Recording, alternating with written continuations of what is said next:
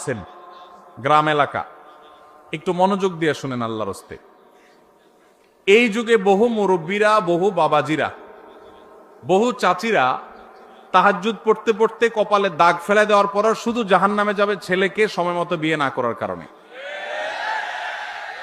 আল্লাহ তাআলা কোরআনে কারিমে বলেছেন, ওয়া আনকিহুল আয়ামা মিনকুম ওয়াস-সালিহিনা মিন ইবাদিকুম ওয়া ইমামিকুম ইয়াকুম ফুকারা ইউগনিহিমুল্লাহু মিন ফাদলি। ভালো করে শুনে রাখেন আয়াতটা। আল্লাহ বলেছেন, তোমরা তোমাদের অধীনস্থদেরকে বিবাহ শাদী দাও, উপযুক্ত হওয়ার পর তাদেরকে বিবাহ শাদী করাও।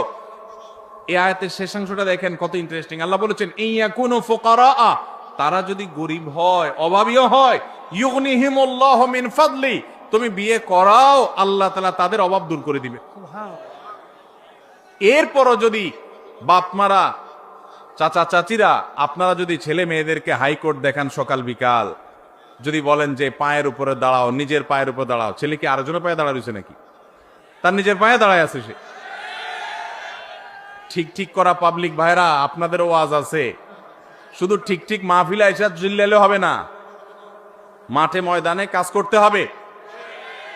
কাজের বেলায় ঠন ঠন শুধুমাত্র চিরকুট দেখাই দিবেন আর বাপেরে আমি ফুসলা ফাসলা বিয়ে করে দিব আপনারে। এত সহজ মনে করছেন কেন? বাবাদের কথা তাদের জন্য প্রযোজ্য। বাবাদের মায়েদের বিয়ে দেয়াতে কার্পণ্য করা উচিত না। ছেলে যদি ডাল ভাত জোগাড় করার মতো ব্যবস্থা থাকে তাহলে দেরি করবেন না। অনেক মা বাপ আছেন